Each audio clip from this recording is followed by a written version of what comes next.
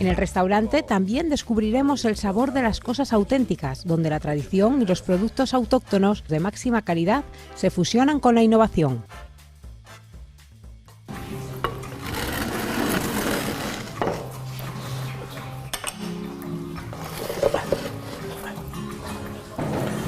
Bueno, aquí tenemos una ración de capón de Villalba. El capón de Villalba llega a pesar hasta 7 kilos, era un producto que solamente se criaba con una alimentación natural muy buena para la feria de Navidad en Villalba, en el pueblo de Villalba, al norte de la provincia de Lugo. Ahora ya hay un criador que lo cría todo el año y entonces podemos tenerlo en la carta del restaurante. Es una de nuestras especialidades. No es un pollo, es otra raza y además está alimentado de una forma muy natural, está castrado. Y bueno, aquí lo trabajamos en el horno de leña, pero previamente, como el capón es una carne que tiene fama de ser un poquito seca, aunque la cocines muchas horas con la cocina tradicional, siempre queda un poco seca. Entonces hacemos una cocina técnica, primero en atmósfera de vacío, baja temperatura, el capón echa 13 o 14 horas a una temperatura muy baja en el horno profesional, y después sí que aquí entra en el horno de leña unos 20-25 minutos a 200-250 grados hasta que ya se tuesta y además recibe el aroma de la leña de roble, ¿no? ¿Y ahora nos saca? Bueno, y aquí sacamos cochinillo de porco celta, ¿eh?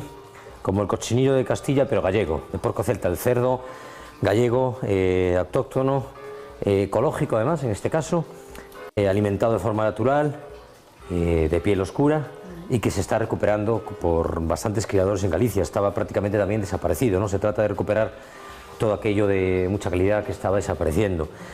Bueno, aquí lo mismo, es una cocina en baja temperatura, muchas horas, y después entra en el horno de leña.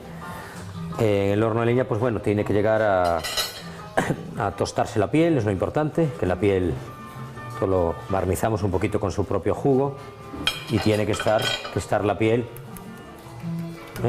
Claro, no lo voy a tocar con el nudillo, pero habría que tocar con el nudillo, tac, tac, como si fuera un tambor. Tiene que sonar como un tambor. Cuando está crujiente es que se puede comer, es que está en su punto. La cocina tradicional gallega se mezcla con la creatividad en platos como las zamburiñas gratinadas con avellanas o la empanada.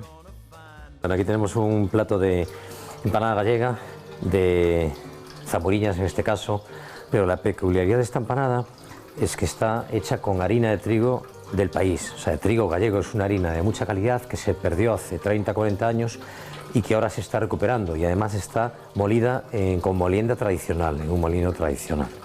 Zamburiñas de arosa, gratinadas en el horno con avellana. Tratamos de incorporar los frutos del bosque que rodea la casa, como son los avellanos centenarios que rodean la casa, tanto a lo que es repostería como a los platos principales. La avellana es un fruto un poquito olvidado en la cocina gallega y estamos tratando de incorporarla. Y aquí tenemos unos saquitos de boletos edulis. Los postres caseros y la carta de vinos gallegos de autor son el complemento perfecto para que nuestro paladar se deleite tanto como ahora lo va a hacer nuestra vista. Tras una suculenta comida, nada mejor que pasear por un entorno único, el bosque de inundación de Afervenza.